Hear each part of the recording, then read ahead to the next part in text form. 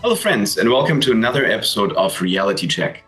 Our age is dominated by the ephemeral and the transient. Cultural deconstruction runs rampant, and the looming nihilism seems to engulf all meaning and existence itself.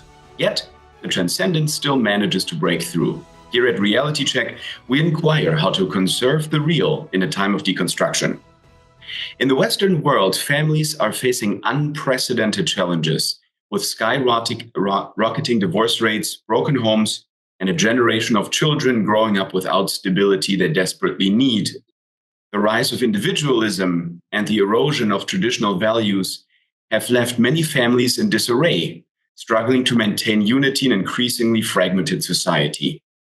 New ideologies and deconstructive cultural trends are further undermining the very foundation of family life, leading to widespread disillusionment and despair.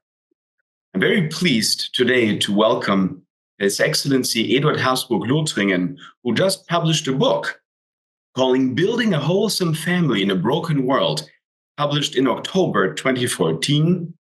He takes on this monumental task of defending the family, the institution under siege. Drawing from centuries of Habsburg wisdom and his own personal experiences with a large family, Eduard offers a powerful blueprint for creating a strong, virtuous family amidst the chaos of contemporary culture. So it's a great pleasure to welcome to the show His Excellency Eduard Habsburg-Lothringen. Welcome, Eduard. Thank you for having me on the show. I'm very much looking forward. I also noticed that you are wearing a tie and I am not, and I'm the ambassador, so that's not exactly what people imagine ambassadors to look like. Well, you, I think, are in the privileged position to dress down. I will still have to dress up. Now, first things first, my first question usually revolves around kind of a biographical sketch of the person I'm interviewing. I will not do that with you because otherwise we'll not talk about your book at all. So my first question to you is, how do you find time with your busy schedule to write a book on the family, and why? Okay, first the why. This is one of the books you write from the heart. I don't have to think a lot. And while the first book that I wrote, The Habsburg Way, I had to research a lot because it's mostly about the Habsburg family and the key characters in our 7 principles. This second one is mostly about my experiences with family, peppered with Habsburg wisdom. So it was mostly, I wrote down what I thought, and then I sat down and picked examples that sort of corroborated what I said. So it was a bit easier. There are certain topics you don't have to think hard and long to write about. This is one of them.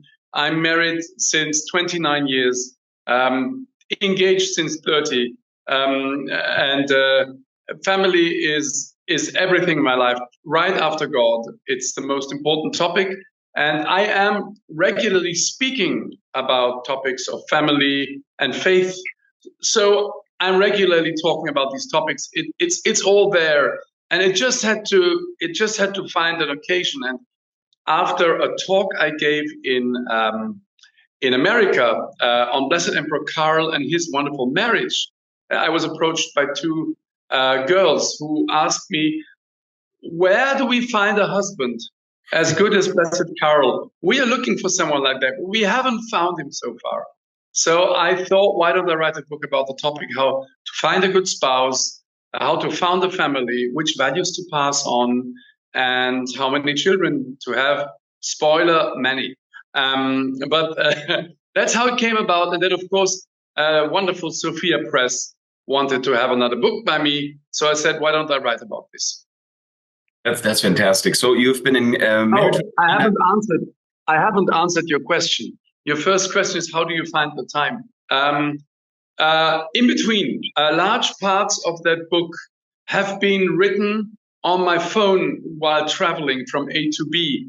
Wow. Sitting in a plane, sitting in a train, and many of the passages have been dictated into the phone and afterwards corrected for mistakes. So really, I had to squeeze it into the tiny gaps that my extremely busy schedule allows me. But as I said, it's a natural thing for me to write about this topic, and therefore it worked out fine.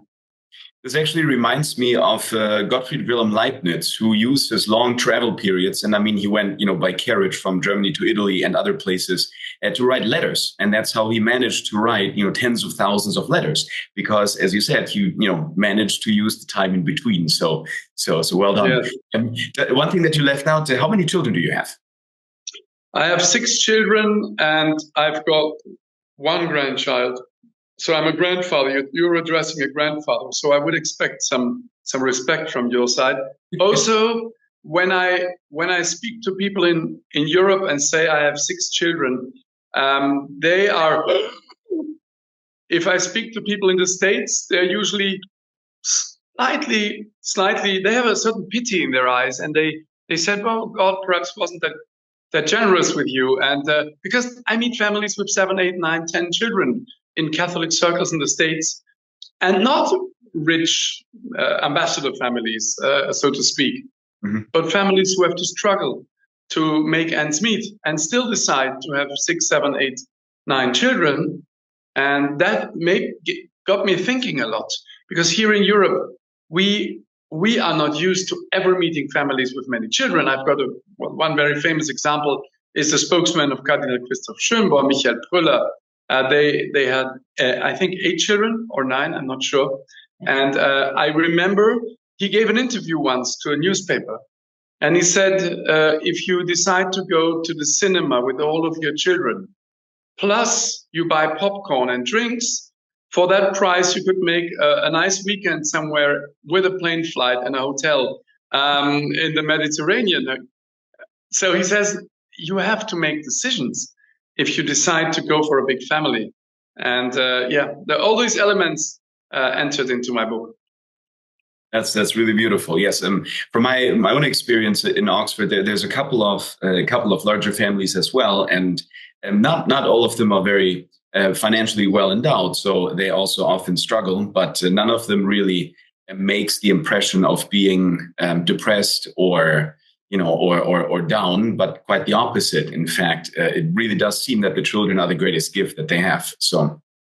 I also want to make a disclaimer. I am an ambassador since 9 years. I have a rather stable income now.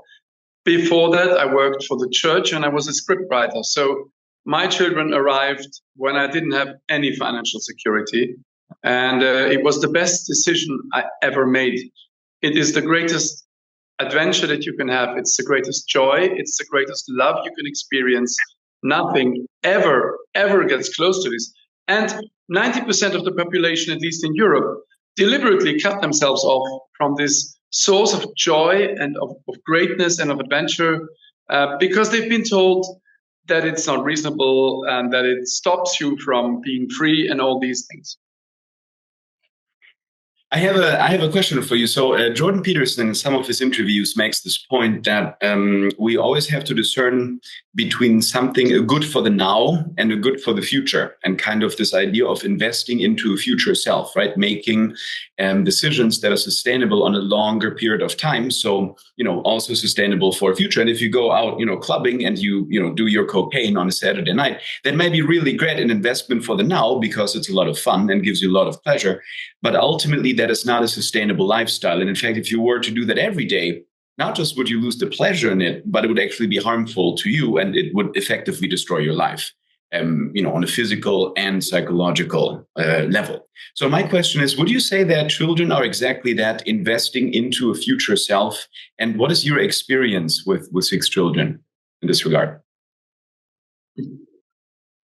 Well, my experience was that, we all know when the first children arrive in your marriage, life takes a tumble, things become very different, enormously different. Many people, after 2 children, say we cannot manage, we basically barely can manage. And I often tell people, if you think 2 children are difficult, have a 3rd one, it gets easier. And but yes, to your question, this leads me to one of the central things I say in my book, which is I encourage people to, as I say in my book, put everything on red. Make one big throw for your life. Invest into a long-term, lifelong happiness. nothing gets close to that. And I'm talking about happiness, about fulfillment, about a love that endures an entire life into high age. All of that you can get if you decide in a very mature way not to have that, what you described, cocaine lifestyle, that lifestyle of tumbling from one relationship into the next, having intimate relationships, breaking them off again, going into the next, that the world tells you that is normal. That most people tell you, well, that's just the way it is today.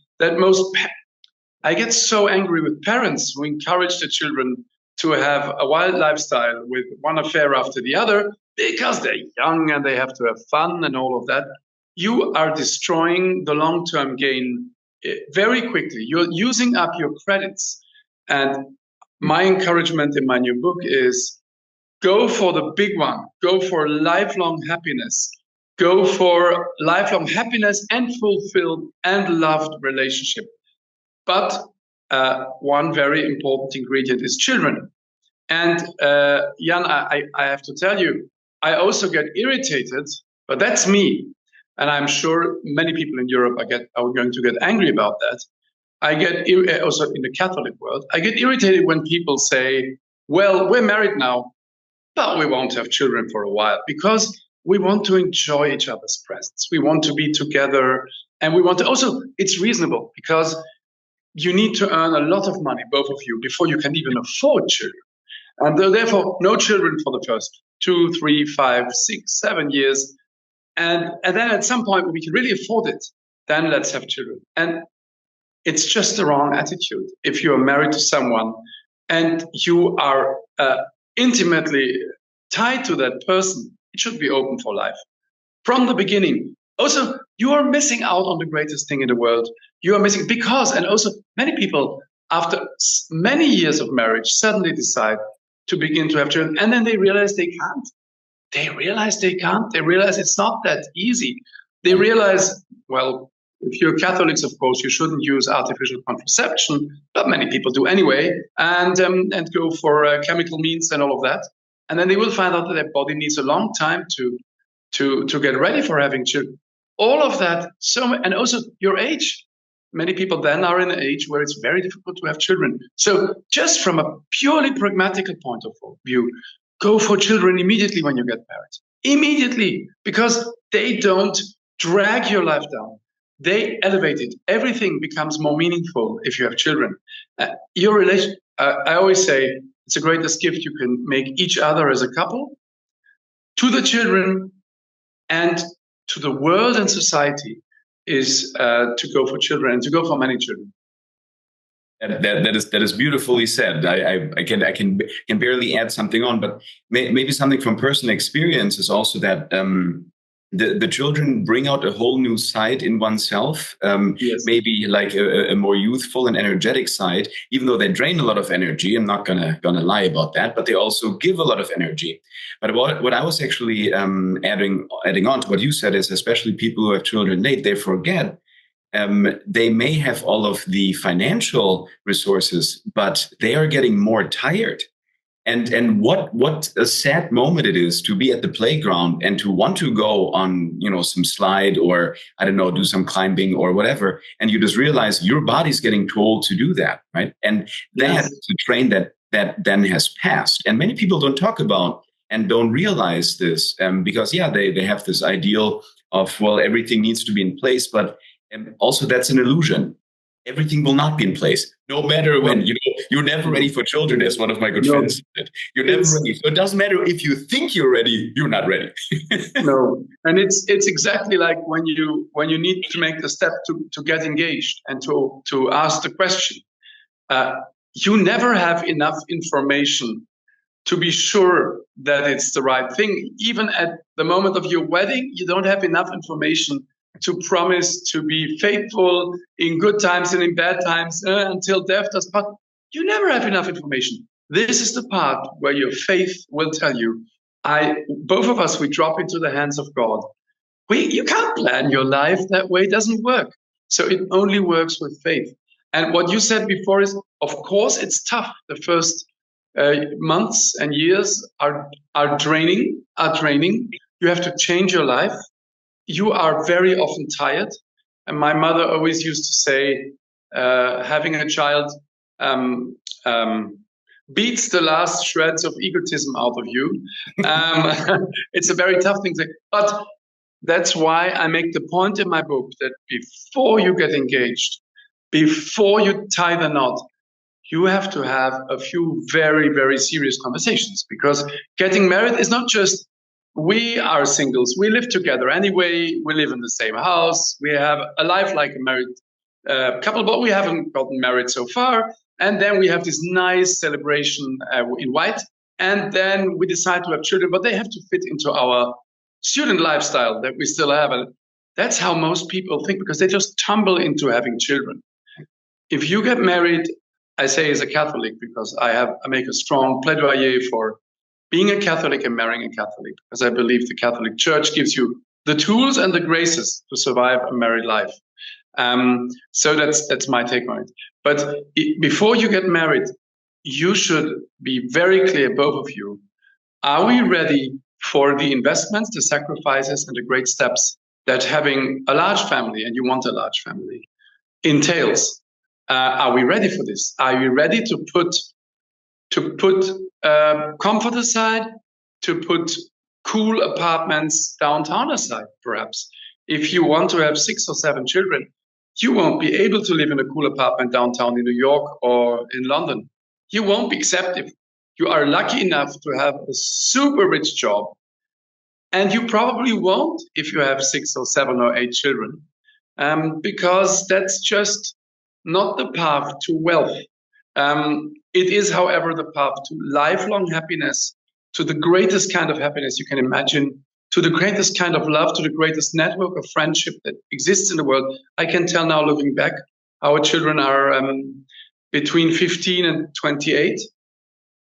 The closeness, the ties they have, the way they have each other's backs, the security they have, all of them know my siblings will have my back. They love me. They love me the way I am. It's just the greatest thing in the world. And most people will never experience it in the 21st century because they've been told that it's not. So this is what I try to say in my book. Have that conversation before you get engaged. Is the other person on the same page with me here? And if you are, and if you add God and faith to your couple, then you can go through the tumbling first months and years and then enjoy a lifelong happiness with God's help. If you can have children, not everybody knows whether they can have children. There are many hard situations where people can't have children. This is a whole different topic, and I can't talk about it because I didn't experience it.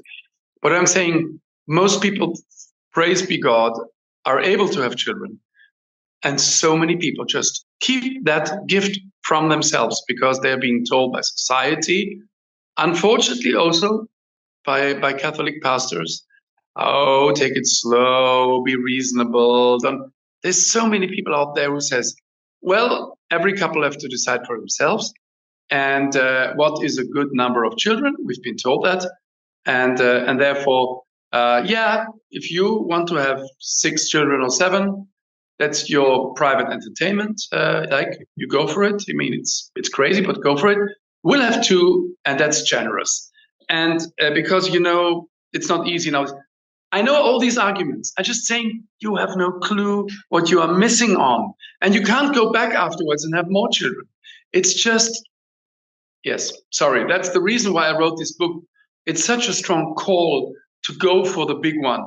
And also it will transform society. Because I remember, we were 3. We were 3 children. Where did my idea from having many children came from? And I didn't go into my marriage with a number in my head. Just had the vague idea it would be nice to have a big family. I visited families that had 5 or 6 children. And I remember sitting in these apartments or houses and just bathing in that atmosphere. I said, that's incredible. They have something that is so incredible. And as a child already, I knew this is something great. And I sort of always had this idea, I want to have a big family. But I had no concrete numbers So no, I don't want to encourage everyone to go for 12 children, be unreasonable and end up in bankruptcy. But as the German saying goes, schenkt der Herr ein Häschen, schenkt er auch ein Gräschen. If the Lord gives a rabbit, he will also give grass for it. Just a bit more of confidence. We are living in the most prosperous and secure period in European history, and we believe we can't afford to have children. It's absolutely crazy. I have a question to this actually, but just a little anecdote that happened. We had a recent friend over here while visiting Hungary, and so he is dating very seriously. He's planning to get engaged soon, and he came over with his girlfriend, with his fiance, basically. And they said, and so we had a great conversation, talked about everything, and it was 5 hours. And they eventually left. And in the next morning, he told me, he said, "Jan, you know what was one of the greatest things about yesterday evening?" And I said, "No, what?" And he said, that we could experience a family with small children and how they deal with the daily difficulty, because it's the first time in my life that I had that experience. And I was really struck by that. But I realized, and this is kind of harkens back to what you say, visiting, the large family and bathing in that atmosphere. Many people just don't go to families with large children. They don't know them, or they don't have friends, so they actually don't know what it is like, and they don't know the positives, but also maybe the struggles. But I wanted to ask a question. Sorry, send him the PDF of my book. Send him the PDF of my book. No matter, I'll tell him to buy a copy. How's that? Sorry, yes. I have another question though, because you're speaking, and this is very important, I think, about the personal decision and the lookout on life, and all of that is excellent. But once you make the decision, then you start discovering that the society that has been striving for all of these individual and individualistic goals actually seems to not even be fit for having and supporting large families. And this is something that people don't think about. They always think about the positive, like, well, okay, I can realize myself. I can be completely emancipated from everybody. I can live my life the way I want it.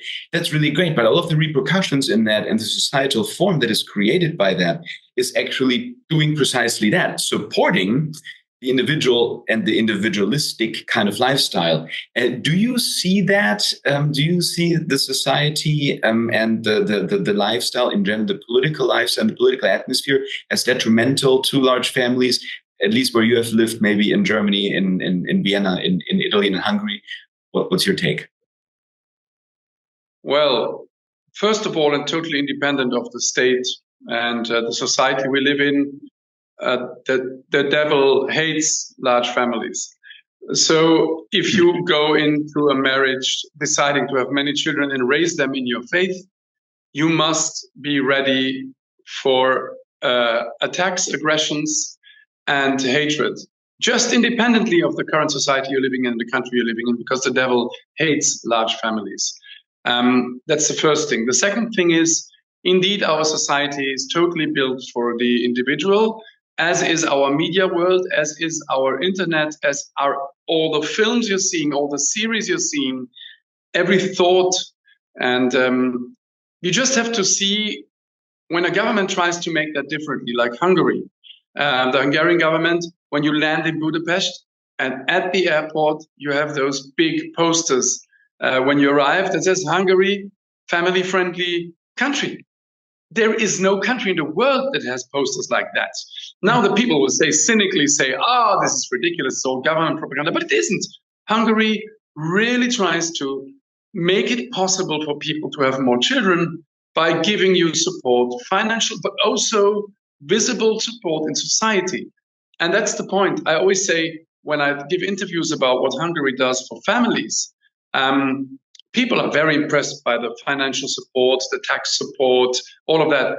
But what I say is even more important is there must be people in the public space that are well seen, famous people, politicians, prime ministers, famous actors, sports people, who show themselves as family people and who give the message to young girls growing up, young boys growing up.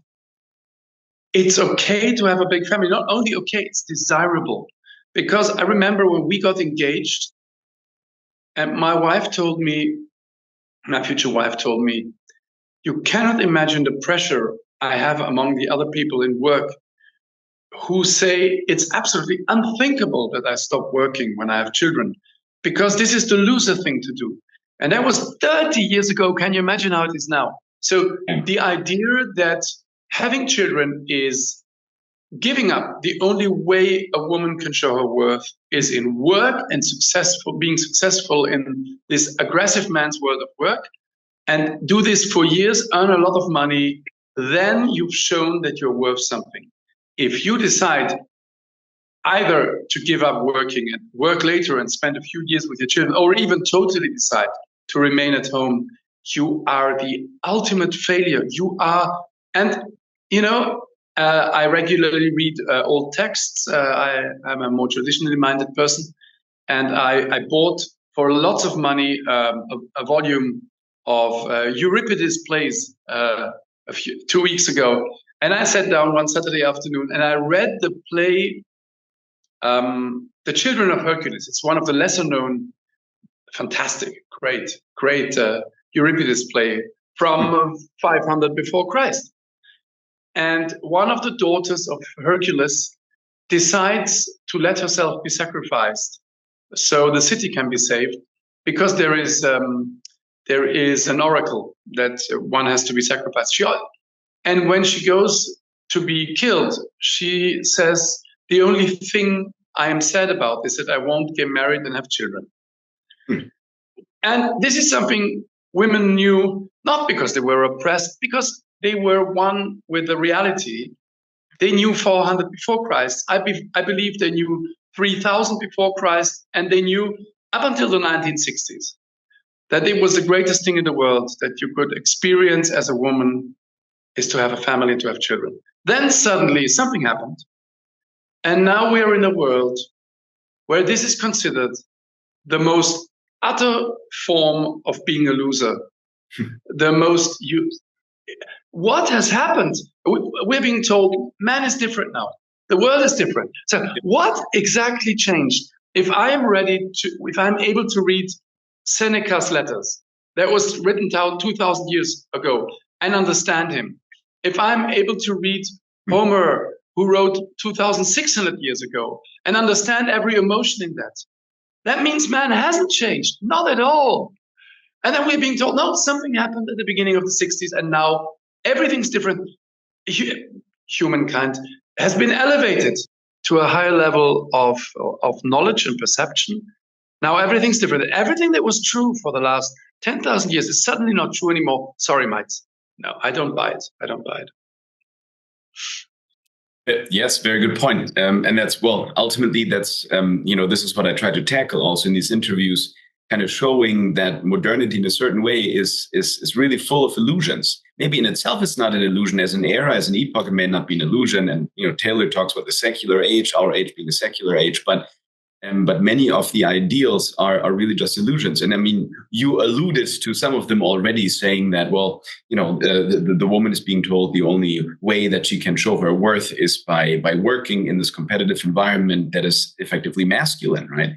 But that's actually an illusion. And many women, I think, realize that, and the statistics show that after a certain age, they're willing to quit their jobs because they realize, well, what can I do? I may be, I'm ultimately the CEO. Not everybody will be able to be on that track.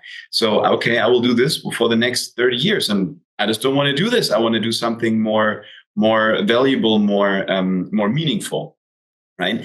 So what I find really interesting, and this is something that I think is most important for your readership, is the time before marriage, right? And so I have two questions for you there. For a boy or a girl that have maybe a boyfriend or girlfriend, or that are even discerning marriage, I have two questions. Number one is it really about finding a soulmate? That's the first question. And the second question is, you talk about the religious aspects and the religious, values as they're called now, but just religious convictions of the individuals. Do you actually think, I guess this is a polemic question, do you think people can get married that are of different religions? Okay. This book is far more reactionary than my first one, so I'm going to stick with my rather reactionary opinions here. The first thing that I believe is that getting married, tying the knot with someone, is least of all about feelings. If you look, I've got in my book, I'm not going to spell it out now because I want people to buy it. I've got a bucket list of 5 things to check that will help you to discern whether you are in the presence of your future wife or husband. And 3 of them are absolutely necessary, in my opinion, and 2 of them are negotiable. If 1, 2, and 3 are a total fit, then 4 and 5 can be negotiated about. But I'm not going to go into the details. Just telling you that the first one is faith. So I can't imagine anybody tackling married life with many children in today's world, with all of the hardships, the stress, the things that come at you, from disease, over fears, over war, and everything that can come at you. I can't imagine how to tackle that without a strong common faith. Is it impossible if you don't share the same faith? Of course not. There is grace. And if all the other points are fine, then this can work out. But if I think back on all the situations where we ran into a wall, if my wife or I wouldn't have been able to take the hand of the other person, drag them in front of a crucifix, of an icon, and pray together, I don't know how people do it. I know couples who are mixed religion. I know couples who both are agnostics and have wonderful marriages. It's all possible. But as somebody once said, it's possible to go up on Mount Everest without oxygen.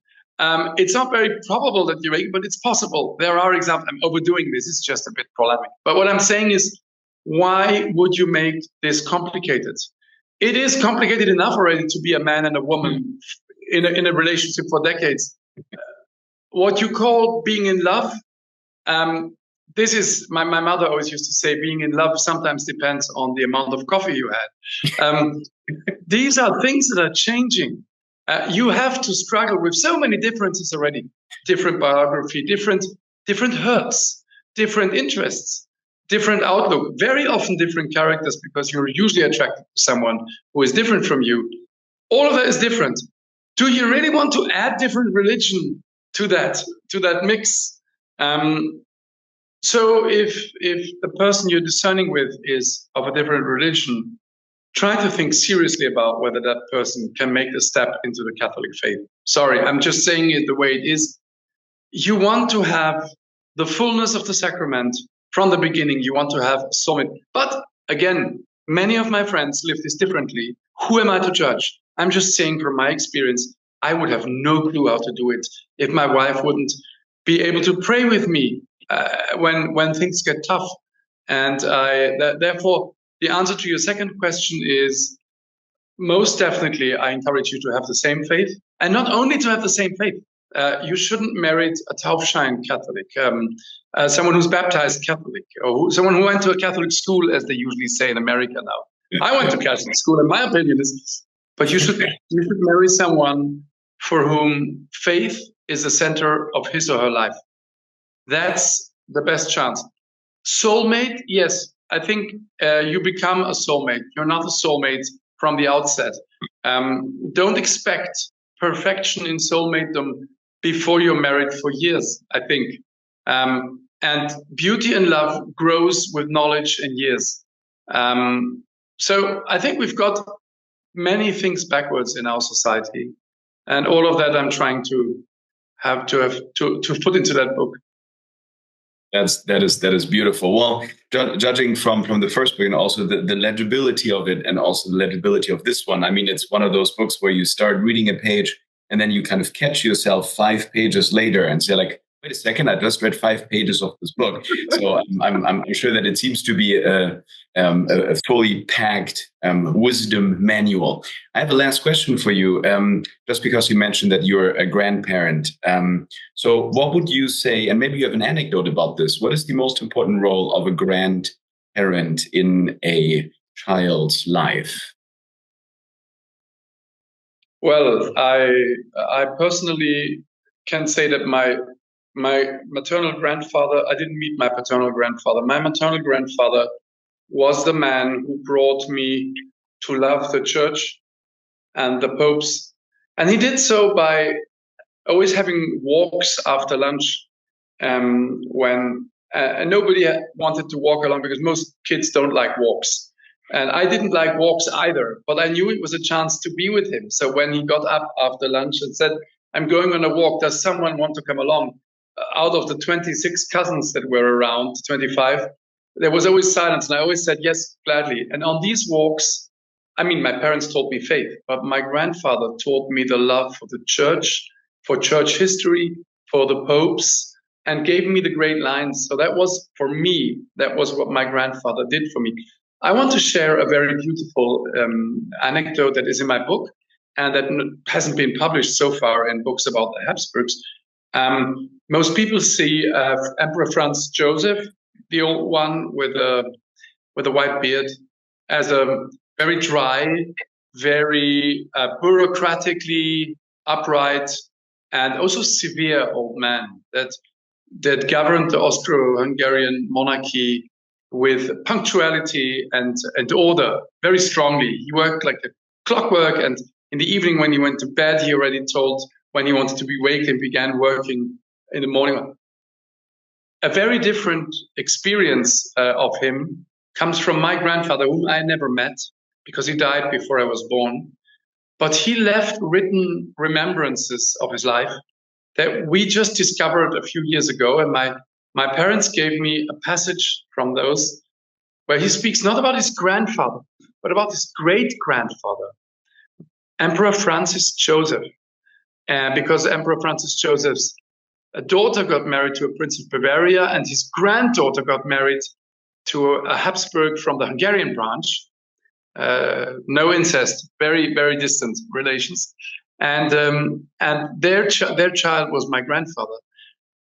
So he just wrote about the incredible influence that his great-grandfather Francis Joseph had in the few encounters that they had. He said, he looked at me with the most loving and beautiful blue eyes that I've ever seen. I remember his hand when he put it on my shoulder. And I remember him sitting in when we played on the outside the house, me and my siblings, and he helped along with our games when we drew maps on the floor and we invented kingdoms. And even now, as an old man, I still see him standing beside me. And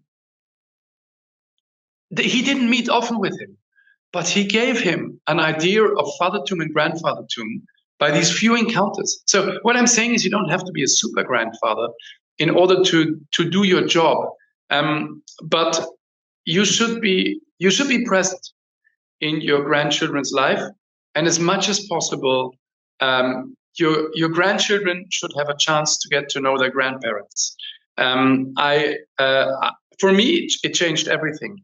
And my children know, for instance, that they can ask their grandmother for prayer. If they are in trouble, they will call my mother, because they know that she has a rosary basically tied to her hand, and she will pray for them. So that's just a few examples of how grandparents can be present in their grandchildren's lives.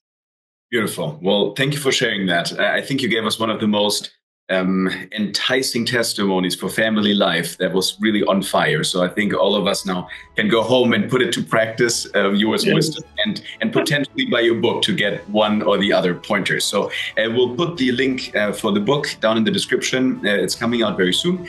And I hope there will be bestseller. Thank you, Eduard, for your time. Always great to talk and meet with you. And I hope that we can continue the conversation off camera as well. Thank you very much, and thank you for your very intelligent questions that came from knowledge and not from theory. Thanks.